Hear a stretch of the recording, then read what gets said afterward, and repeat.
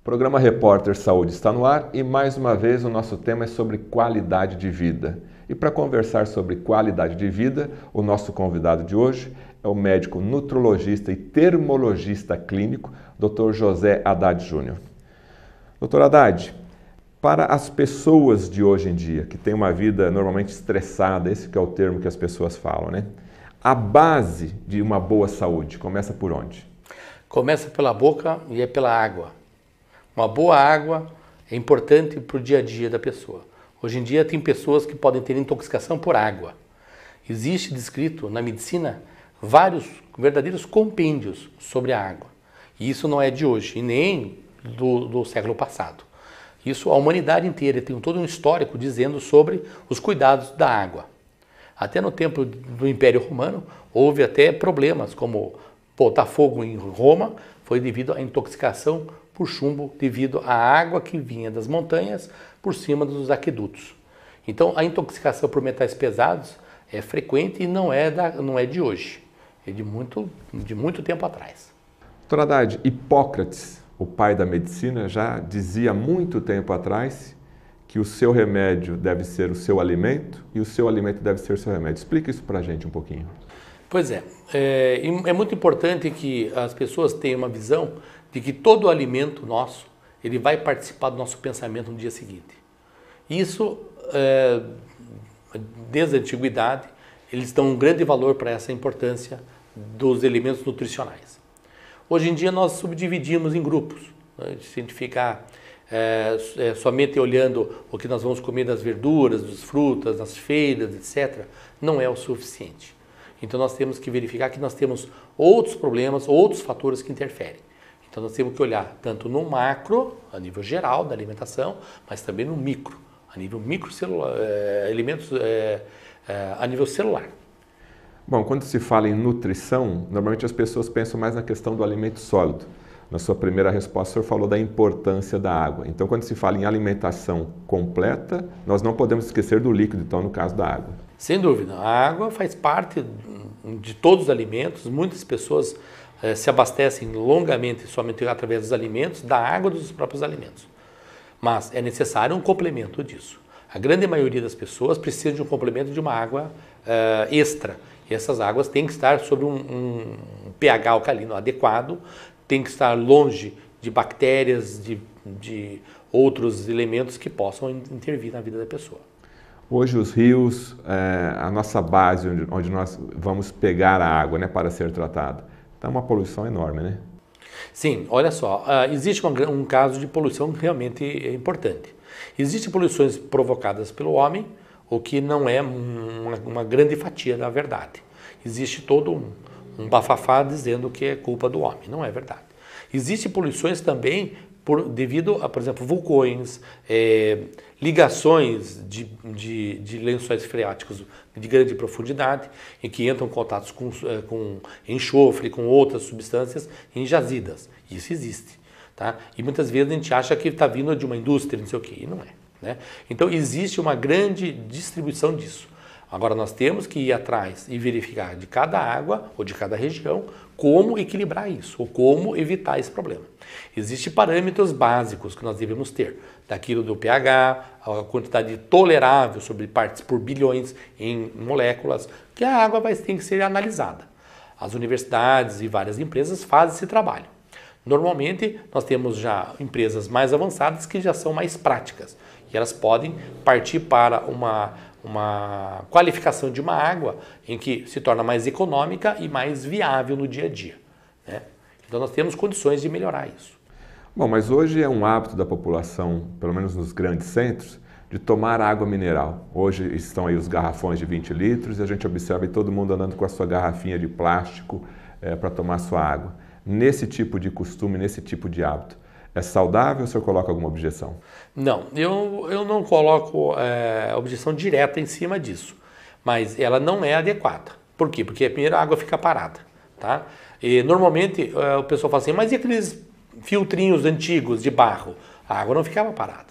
ela fazia sobre um gotejamento natural e tinha sempre carvão para ser uma forma de filtragem. E isso tinha o seu resultado. Hoje nós temos técnicas mais avançadas e melhores nessas condições. O plástico, como que o senhor vê o problema do plástico hoje no armazenamento? O plástico, ele é um produto do petróleo, tá? E ele é um polímero que ele tem como um dos metais pesados dentro desse polímero é o tálio, tá? O tálio é um elemento metal pesado, tá? Que interfere na cognição. E ele compete com o chumbo, compete com o cálcio, compete com outros elementos. E isso pode vir a acarretar problemas neurológicos também nas pessoas. A não ser outros problemas maiores, macro, que podem atingir também questões renais. Mas a gente percebe então que a água normalmente é uma água mineral, você toma de garrafinha, toma o seu copo de água e está resolvido o problema. Então o senhor está querendo dizer que não é somente tomar água pura e simplesmente, a gente tem que tomar um cuidado até na escolha da marca, do tipo da água. Isso, tem que ter todo um cuidado com a marca ou com produtos que lançam no mercado. Tem que escolher marcas que tenham um fundamento científico estudado, estudar o tamanho das bactérias que vão ser filtradas, como vai ser o mecanismo disso. E se tem algum outro fator que pode ser somado, por exemplo, a ozonioterapia, a ozônio dentro dos filtrantes. Bom, as pessoas normalmente escolhem o seu refrigerante, não vamos falar que isso é bom ou se é ruim, escolhe a marca do seu refrigerante, a marca de repente da sua cerveja ou do seu vinho, e no caso da água mineral, a primeira que aparecer leva. Pois é, isso acontece muito, tá? É uma questão de comodismo, de valorização da própria pessoa. Então muitas vezes a pessoa não tem esses cuidados, isso é péssimo, tá? Então a gente não aconselha isso, tem que escolher coisas mais adequadas. Então, o senhor está dizendo que uma água é diferente de outra. Uma marca de uma água, uma fonte de onde se invasa aquela água pode ser diferente da outra. E o que ela pode realmente ter de diferente na fisiologia do organismo? Olha, realmente, e essas diferenças, elas são enormes.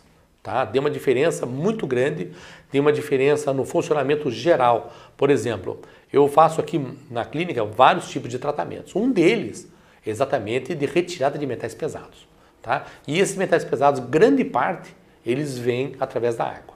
Esses metais pesados que vêm através da água, tá? Eles só saem com produtos químicos especializados e bem conhecidos na medicina. Então eu utilizo isso, trato isso. Porém, metais pesados que vêm através de outros alimentos, como biológicos, tá? Já são mais difíceis de tirar. Mas não é impossível. Tem outros tratamentos que a gente faz também, mas tem que ser tudo dosado. Então, normalmente a gente faz dosagem ou de unha, ou de cabelo, ou de uma biópsia local, ou algumas dosagens de alguns metais do sangue. A gente consegue detectar e verificar. E muitas vezes, pela própria estatística, consegue saber se é da água corrente do dia a dia da pessoa ou se é de outro mecanismo. Isso é por estatística, não é uma comprovação 100%. Um colega seu chamado Dr. Lair Ribeiro fala que tem água que não hidrata. É possível isso? Isso é verdade. Não hidrata e faz hipertensão. Existe um compêndio no Harrison, é um dos papas da medicina interna, tá? Isso é muito bem conhecido. Existe um capítulo somente sobre intoxicação por água. Pessoas que tomam água e têm intoxicação. E intoxicação são graus diferentes e formas diferentes. E tem água que não hidrata mesmo. O Brasil é um país continental, nós observamos que no Nordeste tem uma água conhecida como água ácida, onde você observa no rótulo pH 5, pH 4,5. Aqui no sul do país já é uma água que tem um pH um pouco mais elevado. Explica para a gente essa diferenciação e o que quer dizer um pH ácido para o organismo humano. Bom, o pH ácido, ele não é um pH ideal, né? Ele não é um pH ideal. Por quê? Porque a água ácida, ela pode vir com elementos e vão fazer competições nutricionais. Essas competições vão fazer uma desordem. Seja ela, por exemplo, no campo neurológico, ela vai fazer mudanças do comportamento da pessoa. Ela pode fazer alterações de mania. E muitas vezes as pessoas pensam assim que aquilo é o jeito da pessoa, é por causa da avó dela, não sei o quê. E muitas vezes está ligado com a água. Muitas vezes nós utilizando outros elementos para mudar o pH do sangue, modifica-se o comportamento da pessoa. Isso existe. Tá? Muita gente fala assim, mas isso aí no dia a dia isso não aparece. Não aparece porque eles não olham com lupa. Eles olham somente uma coisa superficial, mas isso dá uma diferença. Já essas águas ácidas do Nordeste ou de algumas outras regiões, aqui no Sul também tem um pouco. E essas águas, elas não são adequadas. Isso vai ter problemas com isso. Entendeu? Já uma água mais próxima de 7, 7,2, 7,1, um pH levemente alcalino, já começa a melhorar próximo do fisiológico. Tá? Uma água mais alcalina, ela vai facilitar outras reações no organismo, também facilitando a recuperação das pessoas.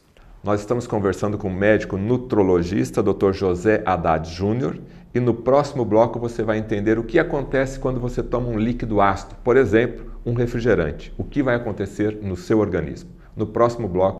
Estamos de volta com o programa Repórter Saúde e o nosso tema de hoje é a base da sua qualidade de vida. A base da sua saúde tem a ver com água. E para conversar com a gente a respeito deste assunto muito importante, que às vezes as pessoas não dão o devido valor, o médico nutrologista e termologista clínico, Dr. José Haddad Júnior.